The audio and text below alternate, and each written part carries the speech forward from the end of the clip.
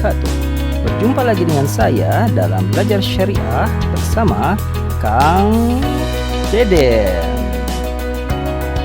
Ini adalah seri ketiga bagian kedua. Di bagian kedua ini kita masih belajar tentang ciri utama bank syariah, yakni apa yang menjadi keunggulan bank syariah dibanding dengan bank konvensional.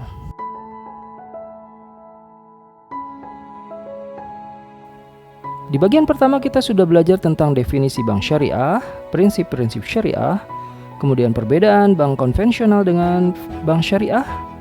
Lalu kita sudah belajar juga tentang ilustrasi simpanan pada bank konvensional dengan simpanan pada bank syariah. Kemudian kita sudah membahas tentang bunga simpanan dibandingkan dengan bagi hasil pada bank syariah.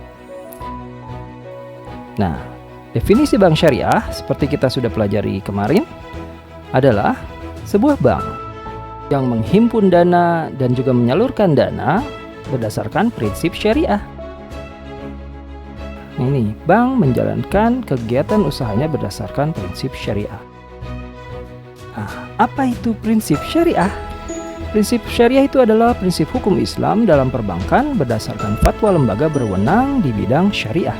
Dalam prinsip syariah itu tidak ada riba, tidak ada maisir, tidak ada gharar, tidak ada hal-hal yang haram, dan juga tidak ada kezaliman. Prinsip syariah juga memiliki beberapa azas. Yang pertama adalah azas persaudaraan atau ukhuwah, kemudian azas keadilan, kemaslahatan, keseimbangan, dan juga azas universalitas.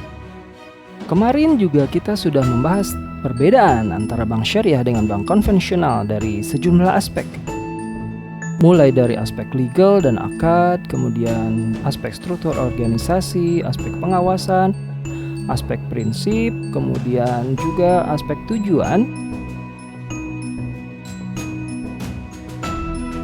dan juga aspek sektor investasi. Kemudian juga aspek hubungan antara bank dengan nasabah. Dan juga dari aspek bagaimana ketika suatu bank memiliki kasus atau sengketa dengan nasabahnya.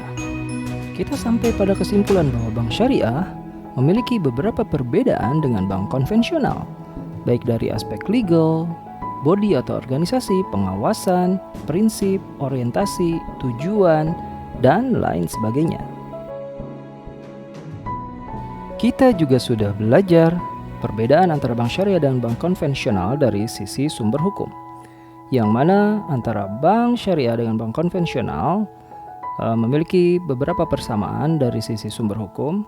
Namun demikian terdapat perbedaan signifikan yang membedakannya, yaitu bank syariah memiliki referensi tambahan sebagai sumber hukum, yakni fatwa DSN dan kompilasi hukum Islam. Kemarin juga kita sudah belajar perbedaan konsep operasional antara bank syariah dengan bank konvensional, baik dari sisi penghimpunan dana, kemudian dari sisi penyaluran dana, dan juga dari sisi penjualan jasa-jasa perbankan. Kita sudah membahas poin-poin penting yang membedakan konsep operasional bank syariah dengan bank konvensional. Hingga kita sampai pada kesimpulan bahwa bank syariah berbeda dengan bank konvensional, terutama dalam konsep pengelolaan dana yang dihimpun maupun dana yang disalurkan. Kemarin kita juga sudah belajar ilustrasi menabung di bank konvensional, sampai kita tiba pada kesimpulan bahwa nasabah di bank konvensional mendapat bunga berdasarkan jumlah dana yang disimpan. Sementara pada bank syariah, nasabah tidak mendapatkan bunga, tetapi nasabah mendapatkan bonus atau bagi hasil berdasarkan nisbah yang ditetapkan di awal dan hasil usaha bank. Kemarin kita juga sudah belajar tentang perbedaan antara bunga dengan bagi hasil.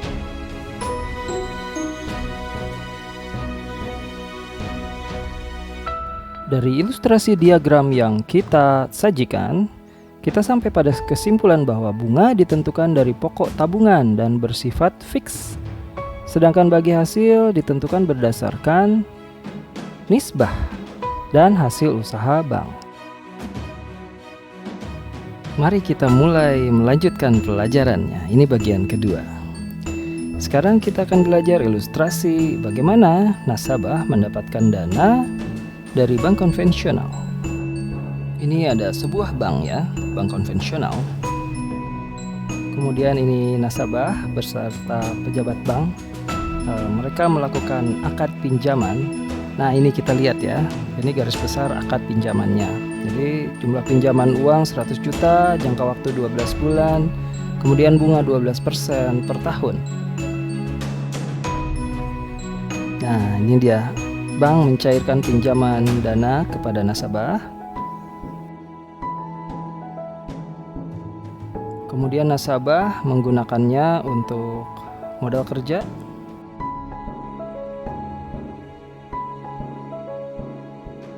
Katakanlah kondisi usaha maju pesat ya. Penjualan meningkat, revenue sedang bagus-bagusnya begitu ya. Kondisi ekonomi juga sedang baik. Nah, apa yang dilakukan? Nasabah membayar bunga sebesar 12% kepada bank konvensional. Bagaimana jika terjadi sebaliknya? Misalnya usaha nasabah sedang lesu atau keuntungannya sedang menurun atau sedang rugi. Nasabah tetap memiliki kewajiban untuk membayar bunga kepada bank sebesar 12% juga. Karena ini ya perjanjian kreditnya di awal seperti ini. Jadi kewajiban membayar bunga pinjaman bersifat mutlak. Tidak tergantung dari kondisi naik turunnya usaha nasabah yang dibiayai oleh pinjaman bank. Sekarang kita lihat ilustrasi bagaimana jika nasabah mendapatkan dana pembiayaan dari bank syariah. Ini katakanlah ada bank syariah, kemudian ini ada nasabah bersama dengan petugas bank ya, berjabat tangan ini melakukan akad. Ini akad pembiayaan. Seperti ini akadnya ya. Pembiayaan yang diajukan 100 juta, jangka waktu pembiayaan 12 bulan. Tujuan usaha, objek bagi hasil, nisbah. Nah, ini harus jelas diungkapkan pada saat awal perjanjian. Nisbah berapa persen, ini dari apa? Dari objek bagi hasilnya nih. Jadi bisa dari revenue atau dari gross profit atau dari net profit. Nisbah ini yang menentukan berapa yang wajib diberikan oleh nasabah kepada bank pada saat usaha itu menghasilkan. Begitu ya.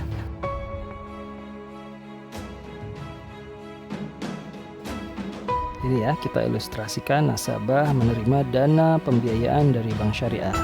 Kemudian nasabah menggunakan dana yang diterimanya untuk modal kerja sesuai peruntukan yang disepakati di awal dengan pihak bank. Nah, ini kemudian nasabah mulai gitu ya menjalankan usahanya dengan dana pembiayaan dari bank. Selama memberikan pembiayaan kepada nasabah, petugas bank melakukan kunjungan berkala ke lokasi usaha nasabah. Hal ini antara lain untuk memastikan tujuan pembiayaan atau dana bank yang digunakan sesuai dengan tujuan penggunaan dana pembiayaan yang disampaikan pada awal pengajuan pembiayaan. Di sisi lain, pihak nasabah juga secara rutin menyampaikan laporan kepada pihak bank. Antara lain laporan kemajuan usaha, laporan penggunaan dana, dan yang terpenting adalah laporan realisasi bagi hasil yang disepakati antara bank dengan nasabah. Sekarang kita lihat, pada saat realisasi usaha, ternyata usaha nasabah maju pesat. Apa yang dilakukan? Maka nasabah membayar bagi hasil sesuai nisbah. Nisbah dikali keuntungan yang naik, maka bagi hasil yang diberikan kepada bank syariah akan ikut naik. Sebaliknya, jika usaha nasabah rugi atau penjualan sedang turun, apa yang akan dilakukan? Maka nasabah hanya berkewajiban memberikan bagi hasil kepada bank sesuai dengan hasil yang diperoleh. Sehingga nisbah dikali hasil jika kecil, maka bagi hasil yang diberikan kepada bank syariah pun ikut turun. Dalam hal ini, tidak ada kewajiban yang dibebankan kepada nasabah melebihi apa yang diperolehnya dari hasil usaha dengan menggunakan pembiayaan dari bank. Karena itu merupakan suatu perjanjian yang sudah disepakati di awal, di mana bagi hasil yang diberikan adalah sesuai nisbah dan berdasarkan objek bagi hasil yang disepakati bersama. Disinilah tercermin salah satu asas dari prinsip syariah, yaitu keadilan, di mana kewajiban membayar bagi hasil adalah sesuai dengan nisbah yang disepakati, yang besarnya tergantung dari naik turunnya usaha. Selain itu, dalam pelaksanaan pembiayaan ini, bank dan nasabah sama-sama memantau kondisi usaha yang dijalankan. Dan jangan lupa bahwa semua ketentuan terlebih dahulu disepakati pada saat awal perjanjian, yaitu pada saat penandatanganan akad. Sekarang mari kita lihat perbedaan bunga dibanding dengan bagi hasil pada pembiayaan. Di sisi kanan saya adalah ilustrasi untuk menggambarkan bunga bank konvensional. Pada diagram batang ini, yang berwarna hijau menunjukkan laba kotor, kemudian yang berwarna kuning menunjukkan bunga yang harus dibayar oleh nasabah kepada bank. Nah, sementara yang berwarna oranye itu adalah selisihnya, yaitu laba bersih nasabah setelah membayar bunga kepada bank. Kita lihat ilustrasinya. Pada bulan pertama, asumsinya laba kotor nasabah itu 100. Kemudian kewajiban membayar bunga sebesar 80 kepada bank. Nah, sehingga nasabah masih memiliki selisih sebesar 20. Kemudian pada bulan kedua naik laba kotor nasabah ini menjadi 110. Sementara kewajibannya tetap 80, sehingga selisih nasabah naik menjadi 30. Nah, kita lihat di bulan ketiga ternyata terjadi penurunan menjadi hanya 80. Sementara kewajiban kepada bank tetap 80, sehingga nasabah tidak punya selisih sama sekali alias 0. Nah, pada bulan berikutnya penjualan nasabah atau laba kotor nasabah lebih turun lagi sebesar 60, sementara kewajiban membayar bunga kepada bank tetap 80, sehingga nasabah harus berusaha menutupi sisa kewajiban itu, misalnya dengan meminjam dari pihak ketiga atau dari sumber lainnya. Dan ketika pada bulan berikutnya penjualan nasabah atau laba kotor nasabah turun lagi ke titik yang lebih rendah, misalnya di angka 50, sementara kewajiban membayar bunga kepada bank tetap 80, maka selisih negatif atau kekurangan bayar yang harus ditanggulangi oleh nasabah untuk membayar kewajiban bunga kepada bank menjadi lebih besar. Sekarang kita bandingkan dengan ilustrasi pembayaran bagi hasil kepada bank syariah. Di bulan pertama diasumsikan laba kotor nasabah sebesar 100. Kemudian kewajiban pembayaran bagi hasil itu sebesar 50. Karena dalam hal ini misalnya nisbahnya 50% dari laba kotor. Kemudian selisihnya adalah 50. Kita lihat di bulan kedua, di mana laba kotor nasabah ini meningkat menjadi 110. Maka apa yang terjadi? Bagi hasil yang diberikan kepada bank syariah pun ikut meningkat menjadi 55. Nah, sehingga selisihnya merupakan laba bersih nasabah juga ikut meningkat menjadi sebesar 55. Pada bulan ketiga, terjadi penurunan laba kotor nasabah ini hanya sebesar 80. Apa yang terjadi? Bagi hasil kepada bank syariah juga ikut mengikuti penurunan laba kotor ini, sehingga nasabah tetap masih memiliki selisih atau laba bersih sebesar 40. Nah, ketika makin menurun laba kotor nasabah, demikian juga pada jumlah bagi hasil yang diberikan nasabah kepada bank itu ikut turun. Jadi sampai titik laba kotor terendah sekalipun, maka jumlah bagi hasil juga mengikuti. Oleh karena itu tidak akan terdapat selisih negatif yang dialami oleh nasabah. Jadi dari ilustrasi ini terlihat bahwa bunga bank konvensional dengan bagi hasil bank syariah berbeda. Mari kita lihat ragam produk penyaluran dana pada bank syariah. Bank syariah bisa membiayai sektor konsumtif, sektor produktif, kemudian untuk modal kerja, bisa juga untuk investasi, bisa membiayai sektor jasa, bisa juga untuk infrastruktur, bisa untuk membiayai developer, membiayai kontraktor, kemudian untuk pemilikan rumah, juga untuk pemilikan kendaraan, bisa untuk membiayai project financing, membiayai sektor pertanian, kemudian juga membiayai sektor industri dan manufaktur, juga di sektor pendidikan. Bisa juga untuk supply chain financing, kemudian bisa membiayai trade financing, line facility financing, dan juga two-step financing.